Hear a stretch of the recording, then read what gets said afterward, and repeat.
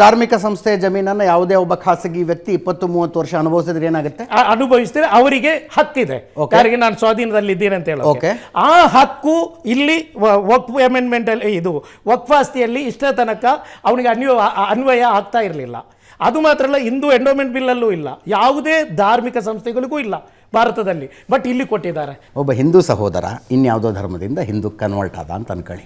Convert ಆದ ಮಾರನೇ ದಿವಸ ಯಾವುದೋ ಒಂದು ದೇವಸ್ಥಾನ ಟ್ರಸ್ಟಿಗೆ ಬರೆದು ಕೊಟ್ಟಾಗ ನಾನು ಅದನ್ನು ವಕ್ಫ್ ಅನ್ನೋದಕ್ಕೆ ಸಮಾನಾಂತರ ಶಬ್ದ ಹಿಂದೂ ಧರ್ಮದಲ್ಲಿ ಇಲ್ಲ, ಆದರೂ ನಾನು ಇದನ್ನು ದೇವಸ್ಥಾನಕ್ಕೆ ಬರೆದು ಕೊಟ್ಟಿದ್ದೀನಿ, ಇದರಿಂದ ಬರುವ ಆದಾಯ ಹಿಂದೂಗಳಿಗೆ ಮಾತ್ರ ಬಳಕೆಯಾಗಬೇಕು ಅಂತ ನಿಯಮ ಹಾಕೋದಕ್ಕಾಗೋದಿಲ್ಲ. ಯಾಕೆ ಎಲ್ಲಿದೆ? ಕಾನೂನಲ್ಲಿ ಅವಕಾಶ ಎಲ್ಲಿದೆ? ಕಾನೂನಲ್ಲಿ ಏನು ಬ್ಯಾನ್ ಇದೆ?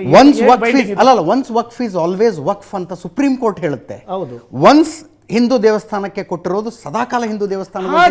ನಾವು ವಿರೋಧ ಮಾಡಿ ಆದ್ದರಿಂದ ಅಮೆಂಡ್ಮೆಂಟ್ ತನ್ನಿ, ಹಿಂದೂ ಎಂಡೋಮೆಂಟ್ ಆಕ್ಟ್ ಗೆ ಅಮೆಂಡ್ಮೆಂಟ್ ಮಾಡಿ ನಾವು ವಿರೋಧ ಮಾಡಿ. ಹಾಗಾದ್ರೆ ಶಫಿ ಸಅದಿ ಅವರೇ, ಈ ದೇಶದ ಇಷ್ಟು ಆಸ್ತಿ ಹಿಂದೂಗಳದ್ದು, ಇಷ್ಟು ಮುಸ್ಲಿಮರದು, ಇಷ್ಟು ಕ್ರಿಶ್ಚಿಯನ್ರದು ಅಂತ ಆಗುತ್ತೆ ಹೊರತು ದೇಶದ ಆಸ್ತಿ ಅಂತ ಇಲ್ಲ. ಅದು ಇಲ್ಲಿ ನೋಡಿ, ದೇಶದ ಆಸ್ತಿ ಯಾವುದೇ ಆಸ್ತಿಗಳು ದೇಶದ ಆಸ್ತಿ ಅಂತ ನಾನು ಸ್ವಂತ ಖರೀದಿ ಮಾಡಿದ್ರು ಕೊನೆಗೆ ಏನು ಅಲ್ಲಿ ನಮಗೆ ಏನು ಕ್ರಿಯಾಪತ್ರ ಮಾಡಿಕೊಡ್ತಾರೆ, ಅಲ್ಲಿ ಬರೆಯಲಾಗ್ತದೆ ಸರ್ಕಾರದ ಉದ್ದೇಶಕ್ಕೆ ಯಾವುದಾದರೂ ಸಂದರ್ಭದಲ್ಲಿ ಇಚ್ಛಿಸಿದರೆ ಸರ್ಕಾರಕ್ಕೆ ಎಲ್ಲ ವಿಧವಾದಂಥ ಪರಮಾಧಿಕಾರ ಇದೆ.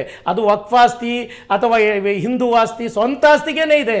ಅದೇ ನಿಮ್ಮ ಮನೆಯದು ಡಾಕ್ಯುಮೆಂಟ್ ತೆಗೆದು ನೋಡಿ ನೀವು, ಆ ಡಾಕ್ಯುಮೆಂಟ್ ಬರೆಯಲಾಗಿದೆ ಸರ್ಕಾರ ಇಚ್ಛಿಸಿದರೆ ಸರ್ಕಾರ ಯೂಸ್ ಮಾಡಬಹುದು.